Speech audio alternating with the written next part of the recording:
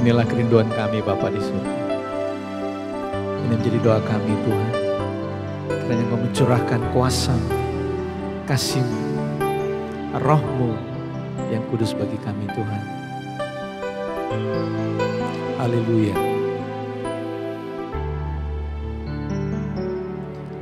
Ku rasakan kasih-Mu Tuhan. Ku rasakan kuasa-Mu Tuhan. Ku rasakan kasih kuasa Roh Kudus. Ku rasakan kehadiran-Mu. Ku rasakan kasih-Mu Tuhan.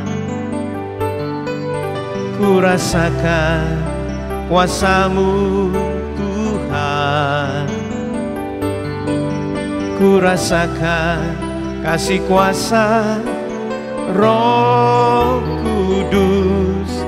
Ku rasakan kehadiran-Mu. Curahkanlah kuasa-Mu Tuhan. Mujizat terjadi di tempat ini. Curahkanlah kuasa-Mu Tuhan. Mujizat terjadi sekarang ini. Mari katakan, ku rasakan kasih-Mu Tuhan.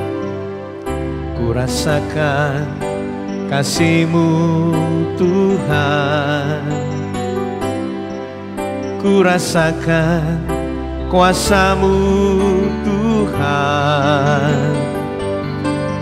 Ku rasakan kasih kuasa Roh Kudus. Ku rasakan kehadiran-Mu.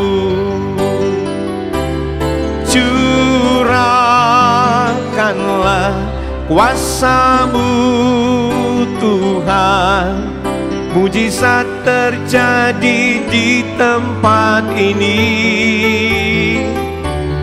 Curahkanlah kuasa-Mu Tuhan. Mujizat terjadi sekarang ini. Curahkanlah kuasa-Mu Tuhan. Mujizat terjadi di tempat ini. Curahkanlah kuasa-Mu Tuhan. Mujizat terjadi sekarang ini. Curahkanlah kuasa-Mu Tuhan. Mujizat terjadi di tempat ini. Curahkanlah kuasa-Mu Tuhan. Mujizat terjadi sekarang ini. Mujizat terjadi sekarang ini. Mujizat terjadi sekarang ini.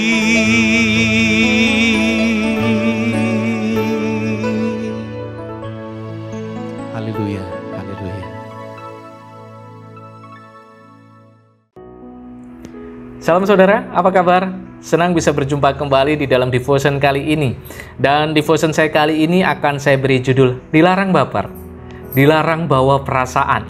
Ada beberapa penyebab yang mengakibatkan kita menjadi baper, saudara. Yang pertama adalah karena kita menganggap serius hal-hal yang sebenarnya itu ringan, hal-hal yang sebenarnya itu sepele. Yang kedua, bisa jadi pada saat ini hati kita sedang terluka karena kita dikecewakan atau ditinggalkan oleh orang yang kita kasihi. Bisa jadi juga yang ketiga adalah karena kondisi badan kita, fisik kita sedang lelah, sedang capek, saudara. Itu bisa mengakibatkan kita menjadi sensitif dan mudah sekali baper. Atau juga bisa jadi penyebab yang keempat adalah karena hari-hari ini kita banyak melamun, kita banyak menghayal hal-hal yang tidak benar, hal-hal yang mengenakkan kita secara daging. Itu bisa membawa kita hanyut di dalam situasi yang ada, saudara.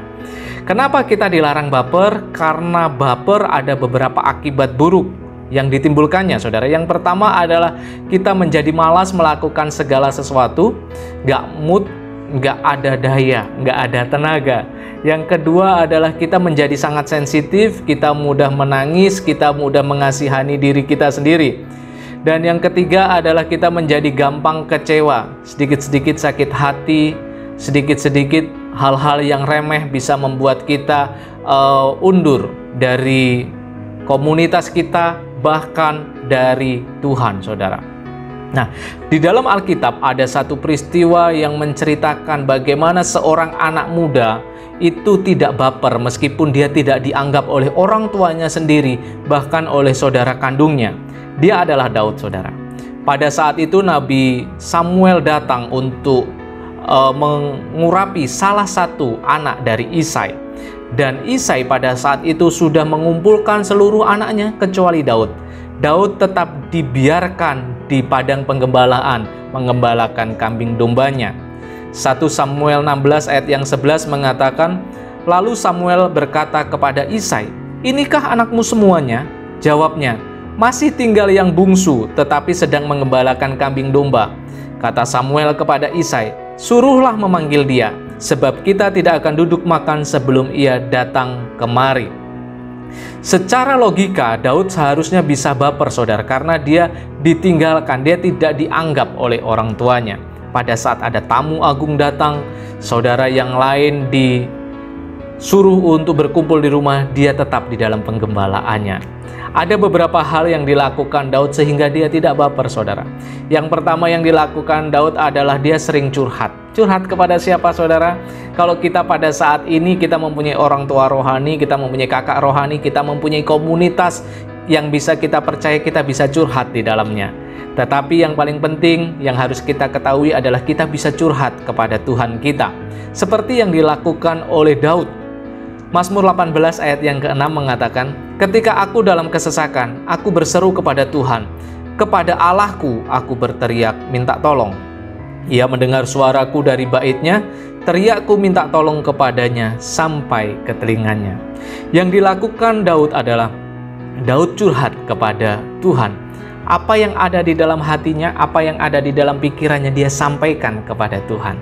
Yang kedua, yang bisa kita lakukan untuk mengatasi baper adalah kita mengisi waktu-waktu yang kita miliki dengan hal-hal yang bermanfaat, dengan hal-hal yang membangun, saudara.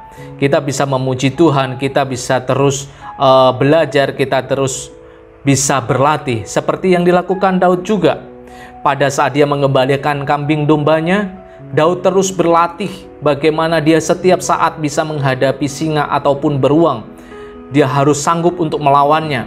Dan akhirnya Tuhan memberikan kesempatan untuk membuktikan atau mempraktekkan apa yang telah dilatihnya, saudara. Yaitu pada saat Daud menghadapi Goliat. Dengan hanya sekali lemparan saja, batu yang dilempar Daud itu masuk ke dalam dahi Goliat, sehingga Goliat pada saat itu juga mati, saudara. Dan Daud memperoleh kemenangan. Yang ketiga yang bisa kita lakukan untuk kita mengatasi baper adalah kita harus bisa mengendalikan pikiran kita dengan cara memasukkan nilai-nilai informasi-informasi yang membangun, saudara. Dengan apa? Dengan menjaga mata kita, dengan menjaga telinga kita. Filipi 4 ayat yang ke-8 mengatakan, jadi akhirnya saudara-saudara, semua yang benar, semua yang mulia, semua yang adil, semua yang suci, semua yang manis, semua yang sedap didengar, semua yang disebut kebajikan dan patut dipuji, pikirkanlah semua itu. Kita memikirkan hal-hal yang baik. Kita harus benar-benar memfilter apa yang kita masukkan di dalam pikiran kita, saudara.